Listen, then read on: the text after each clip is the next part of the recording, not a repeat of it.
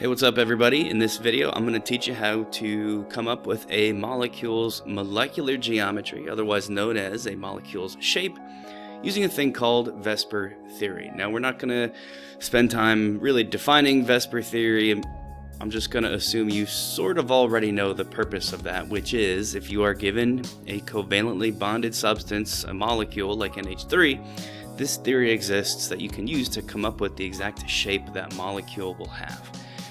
The first step in this process is drawing the Lewis structure of the molecule. I'm going to go ahead and do that now for NH3, the one we're going to use in this sample video. I'm not going to spend a whole lot of time on the steps to draw that Lewis structure, again assuming you sort of know how to do that.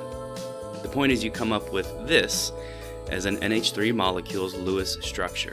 Once you've got your Lewis structure drawn, the next step is to count how many domains there are in that structure. Now, a domain can be anything surrounding a central atom. One of those things can be lone pairs. So anytime you see a lone pair surrounding the central atom, that counts as a domain. And another thing that counts as a domain are bonding pairs, otherwise known as bonds.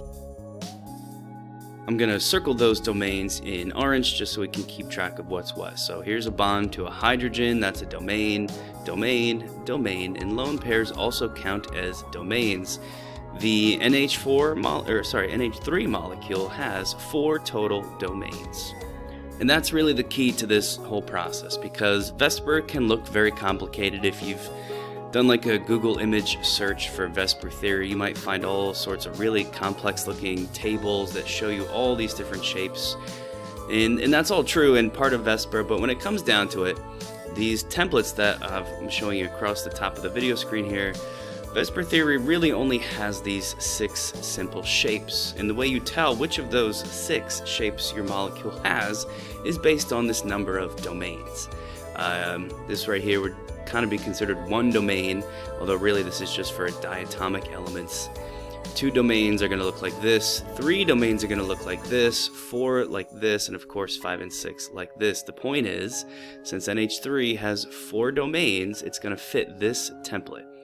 One thing I always encourage students to do when learning VSEPR theory is just make sure that you can actually sketch out these 6 general shapes, because that's going to make it a whole lot easier for you to come up with the molecular geometry that a molecule is going to have. So let's do that here with my NH3, right? I know that the 4 domains are going to go in this sort of a shape. Your sketch doesn't have to be great or even, or perfect. Just like the general gist of how these 4 domains are going to arrange themselves. I always tell people to think about 4 domains as like a camera tripod, where you've got the 3 legs. Here's 1, 2, 3 legs, and then the pole that goes straight up where the camera would sit. That's essentially what this shape is trying to show us. Once you've got that sketched out, all you got to do is fill in the components of your molecule, like the central atom at the middle here is nitrogen. The hydrogens take up 3 of these 4 domains, so you can go ahead and fill out the H's. And the lone pair takes up 1 of those 4 domains as well. So the point is you're just redrawing the Lewis structure, but actually in the shape that 4 domains would be. If you've got this little template in front of you, you could also just fill that out. The central atom is nitrogen, 3 hydrogens, hydrogen, hydrogen, and a lone pair.